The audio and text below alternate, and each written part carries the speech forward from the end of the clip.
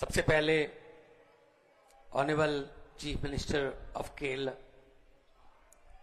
श्री विजयन जी, मैं उनका बहुत धन्यवाद करता हूं कि उन्होंने आज संविधान को बचाने के लिए, डेमोक्रेसी को बचाने के लिए, फेडरल स्ट्रक्चर को बचाने के लिए एक पहल की है। हम सबको यहां बुलाया है। हमारे लिए, हमारी पार्टी के लिए ये जगह बेगानी नहीं है। हमारी पार्टी पैदा ही यहां से हुई थी, जंतर मंतर से। तो जैसा कि हमारे पार्टी के नेशनल कन्वीनर और क्रांतिकारी नेता श्री अरविंद केजरीवाल साहब ने कहा कि यह दिन भी देखना था कि मुख्यमंत्री बनने के बाद भी यहां आना पड़ रहा है। हमें अपने अपने सेक्रेटरिएट में होना चाहिए था, हमें अपने अपने ऑफिसेज में होना चाहिए था। पॉलिसीज, बजट के दिन चल रहे हैं, बजट बना रहे होते हम लोग। अब कहां इनसे अपने हक मांगने के लिए हमें जंतर मंतर पे आना पड़ रहा है। देश को बचाने के लिए हम सबका एक रहना बहुत जरूरी है। पंजाब एग्रेरियन स्टेट है, food bowl of India. Punjab में हम 182 lakh ton, 182 lakh metric ton हर साल चावल पैदा करके देश को देते हैं। और हमारा आरडीएफ का पैसा, रूरल डेवलपमेंट फंड, जिसका सीधा संबंध मंडियों और मंडियों को जाती हुई सड़कों से है, 5500 करोड़ रोक रखा है। हम सुप्रीम कोर्ट में घूम रहे हैं। हमारे गवर्नर साहब हमारे सेशन को इलीगल कह देते हैं कि जो सेशन चल रहा है इलीगल है। हमको सेशन बीच में बंद करके माननीय श्री चंद्रचूड़ जी के पास जाना पड़ता है। फिर पहली पेशी में वहां मान जाते हैं, हाँ जी लीगल है, जो कहोगे। भाई पहले ही मान जाते, हमारा काम क्यों रोक रहे हो आप लोग? मतलब पंजाब में बीजेपी इज नो वेयर। 117 में से 92 हमारे एमएलए हैं, बीजेपी के 2 हैं। चाहे तो स्कूटर पर बैठकर भी विधानसभा आ सकते हैं वो, लेकिन यहां वो अपोजिशन में नहीं है। वहां गवर्नर अपोजिशन होता है, वो हर रोज कोई ना कोई चिट्ठी निकालता है। मैंने कभी नहीं देखा कि गुजरात के गवर्नर ने किसी मुख्यमंत्री को चिट्ठी लिखी हो, उत्तर प्रदेश के गवर्नर ने कोई चिट्ठी लिखी हो, नहीं। तमिलनाडु का गवर्नर लिखता है, केरला का। और जब हमारे पक्ष में फैसला आया माननीय उच्च न्यायालय का कि गवर्नर जो है वो सिलेक्टेड है, इलेक्टेड राज करेंगे डेमोक्रेसी में, आप रोक नहीं सकते, डिक्टेट नहीं कर सकते। आप जो है किसी बिल पर बैठ नहीं सकते। जा तो वापस गवर्नमेंट को भेजो, या राष्ट्रपति को भेजो, या साइन करो। यही चीज लेके केरला की सरकार वहां गई सुप्रीम कोर्ट में। सुप्रीम कोर्ट ने क्या कहा कि हमने परसों, जब इनके वकील को कहा कि परसों हमने पंजाब का एक फैसला दिया था, वो पढ़ के मेरे पास अगले हफ्ते आ जाना। अगले हफ्ते उनका पढ़ लिया, यही फैसला केरला में लागू होगा। हमें सुप्रीम कोर्ट में बात में सुप्रीम कोर्ट में जाना पड़ रहा है। अभी आपने देखा होगा डेमोक्रेसी का हाल चंडीगढ़ में। 36 पार्षद हैं, उसमें इंडिया अलायंस के 20 हैं, इनके 16 हैं, including member parliament of Chandigarh. तो इनके 16 के 16 ठीक उन्होंने वोट डाला, लेकिन हमारे 20 में से 8 को इनवैलिड वोट कर दिया कि इनका वोट गलत डाला हुआ, इनको वोट नहीं डालना आता, इन्होंने मोहर अच्छे से नहीं लगाई। अरे भाई वो पहली बार मोहर नहीं लगा रहे थे, हर साल चुनाव होता है, चौथी 5वीं बार लगा रहे थे। लेकिन जब वीडियो साहब फिर सुप्रीम कोर्ट जाना पड़ा। जब सुप्रीम कोर्ट ने देखा, सबने देखा कैसे वोटों की गिनती हो रही थी, ऐसे वो प्रिजाइडिंग अफसर, ये किधर रखो, बीजेपी वालों के काम है, इधर रख देता हूं, फिर ये वाली, चलो ये वाली भी इधर ही रख देता हूं, थोड़ा इनको बढ़ाना। ऐसे आप मीडिया खड़ा है, ये बात ध्यान से सुन लेना और टेलीकास्ट कर देना अगर आपके मालिक माने तो। 36 वोट गिनने में 8 वोट कैंसिल कर दिए। ऑलमोस्ट 25% वोटों का घोटाला हो गया। मात्र 36 वोट गिनने में 25% वोटों का घोटाला कर गए। अभी मई जून में 90 करोड़ वोट गिनने हैं, चिंता इस बात की है उसमें क्या करेंगे ये। 36 वोट नहीं गिन रहे। एक 10 बाई 10 किलोमीटर का शहर है चंडीगढ़, वो हार नहीं सकते, बर्दाश्त नहीं होती हार। लेकिन पूरे देश में क्या होगा, चिंता इस बात की है। तो पंजाब अपने हक मांग रहा है, किसानों को एमएसपी का वादा करके। जब किसान आए यहां पर, पूरी दुनिया में उसकी चर्चा हुई, बड़ा आंदोलन था, पूरे देश से किसान आए। तो क्या कहा, एक दिन अचानक से प्रकट होके, एक साल बैठे रहे, 750 किसान उनकी मौत हो गई, और एक दिन अचानक से साल बाद प्रकट होके साहब बोल रहे हैं मेरी तपस्या में कोई कमी रह गई होगी, मैं ये कानून वापस लेता हूं।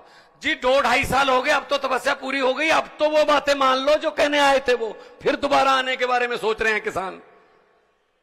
किसी को भी ये ऐसे निकाल के फेंक दो, किसी के भी फंड रोक दो। और कुछ फंड ऐसे हैं जिसमें कहते हैं मोदी की फोटो लगाओ तो हम देंगे। मैंने कहा यार ये क्या मतलब क्या है, ये मजाक है, फोटो लगाओ। मैंने कहा कितनी देर लगेगी फोटो, अगर मई में बदल गई तो फोटो किसकी लगाओगे फिर। और देखो ये कितना नफरत करते हैं। पंजाब कुर्बानियों का स्टेट है, 90% कुर्बानियां देश की आजादी के लिए पंजाबियों की हैं। आज भी हमारा कोई गांव नहीं होगा पंजाब का, 13,500 गांव हैं, एक भी गांव नहीं होगा जहां किसी न किसी शहीद का बुत ना लगा हो, कोई उसकी याद में गेट ना बना हो, चाहे वो कारगिल की लड़ाई का हो, चाहे आजादी की लड़ाई का, चाहे 65 का, चाहे 71 का, चाहे 62 का, कोई ना कोई शहीद है। और हर तीसरे गांव में कोई ना कोई गुरु चरण, उनके चरण शो प्राप्त धरती है। और पंजाबी वतन प्रस्त हैं, देश के लिए लड़े। और ये क्या कर रहे हैं, सिला क्या दे रहे हैं। हमने 3 झांकियां 26 जनवरी की परेड के लिए दी। एक में भगत सिंह, देश की कुर्बानी, पंजाब की कुर्बानियों का इतिहास, उसका टाइटल था। भगत सिंह, राजगुरु सुखदेव, करतार सिंह सराभा, महाराजा रणजीत सिंह, जलियांवाले बाग का जो कांड हुआ सब था उसमें। दूसरे में माई भागो, first lady Sikh warrior, first my भागो जो लड़ी, बहुत दलेरी से लड़ी। और तीसरा था पंजाब का कल्चर, हमारा जो लंगर की प्रथा, हमारा जो फुलकारियां, हमारा गिद्दा भंगड़ा, तीनों रिजेक्ट कर दी भाई साहब। पंजाब की झांकी नहीं थी 26 जनवरी में। क्या पंजाब आजादी के जश्न 15 अगस्त 26 जनवरी पंजाब के बिना मना लोगे? ये कौन होते हैं भगत सिंह को रिजेक्ट करने वाले? ये कौन होते हैं करतार सिंह सराभा को, लाला लाजपत राय को रिजेक्ट करने वाले? देश के मालिक बन के बैठ गए। देश इनके बाप की जगीर है क्या? हमारे पुरखों ने, हमारे बुजुर्गों ने लड़ाई लड़ी, हमको देश लेके दिया, और ये बैठ गए प्रधानमंत्री की कुर्सी पर बैठ गए। वहां जो भी मुंह में आता है बोल देते हैं। कल तो बड़ी राज्यसभा में फेडरल स्ट्रक्चर की बातें हो रही थी कि मैं जब मुख्यमंत्री होता था मुझे यूपीए तंग करती थी, अब क्या हमें सम्मानित कर रहे हो तुम लोग? अब भी तो तंग ही कर रहे हो। मैंने तो पार्लियामेंट में बोल दिया था, क्योंकि कविता एक ऐसी चीज है, जहां ना पहुंचे रवि वहां पहुंचे कवि। एक तरफ आधे घंटे का भाषण, एक तरफ 3-4 लाइनें बस। मैंने बोल दिया था, मेरे सामने बैठे थे पार्लियामेंट में, जब डी राजा जी, मेरे और बहुत से साथी बैठे हैं जो पार्लियामेंट में अभी भी हैं, तो मैंने बोल दिया, मैंने कहा 15 लाख की रकम लिखता हूं तो कलम रुक जाती है। हर बात पे जुमला चल रहा है ना। 15 लाख की रकम लिखता हूं तो कलम रुक जाती है, काले धन के बारे में सोचता हूं तो स्याही सूख जाती है। मोदी जी हर बात ही जुमला निकली, अब तो यह भी शक है क्या चाय बनानी आती है? शायद वो भी ना आती हो, वो भी जुमला ही होगा।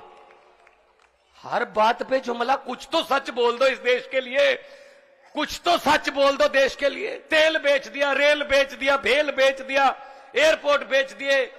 जैसा कि कहा जा रहा था कि केरला में हम कहते हैं इंटरनेशनल एयरपोर्ट कर दो, नहीं कर रहे, ऐसी में हमारे साथ कर रहे हैं। मोहाली और अमृतसर को इंटरनेशनल कर दो, पूरी दुनिया में पंजाबी बसते हैं, हमें दिल्ली का सफर आना जाना जो है कम हो जाएगा, नहीं करते। अपने बंदों को दे रखे हैं सारा कुछ। लेकिन हम यहां, जैसा कि अरविंद केजरीवाल साहब कह रहे थे, हम भीख मांगने नहीं आए, हम अपना हक मांगने आए हैं। हमारा जीएसटी का पैसा, हमारा एनएचएम का पैसा, हमारा आरडीएफ का पैसा और स्कीमों का पैसा रोक रखा है। ऐसे ऐसे आप दरियाओं को रोक नहीं सकते। दरिया अपना रास्ता खुद बनाते हैं, दरिया अपना रास्ता खुद बनाते हैं। जब मैंने कहा कि कोई बात नहीं, आप झांकी पंजाब की मत दिखाओ, मैंने 10 सेट बना लिए उसके, पूरे पंजाब में दिखाऊंगा मैंने कहा, और लोगों से पूछूंगा ये रिएक्ट होने वाली हैं, कौन है ये रिएक्ट करने वाले? कोई दफ्तर में बैठे बाबू, उनको क्या पता भगत सिंह की कुर्बानियां क्या थी।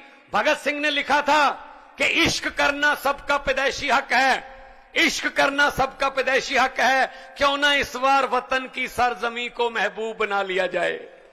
वो कुर्बानियां करने वाले लोगों को ये रिजेक्ट कर रहे हैं, कौन होते हैं ये? तो जब मैंने कहा कि 26 जनवरी ना दिखाओ, मैं तो पंजाब में दिखाऊंगा, तब से मेरे पास लेटर आ रहे हैं, सर अगली 15 अगस्त, अगली 26 जनवरी, फिर 15 अगस्त, फिर 26 जनवरी, 3 साल की गारंटी लेते हैं कि पंजाब की झांकी इसमें होगी। मैंने कहा 3 साल की गारंटी तो लेते हो, अपने आप की गारंटी लेते हो क्या तुम होगे 15 अगस्त तक?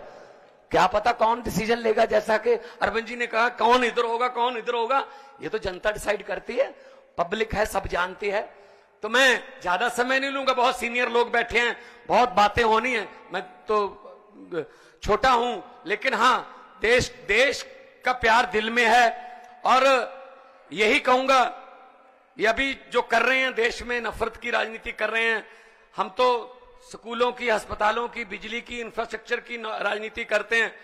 मैं तो यही कहूंगा कि लंबे सफर को मीलों में मत बांटिए, लंबे सफर को मीलों में मत बांटिए, कौम को कबीलों में मत बांटिए। एक बहता दरिया है मेरा भारत देश, इसको नदियों और झीलों में मत बांटिए। बहुत बहुत धन्यवाद, बहुत बहुत शुक्रिया जी।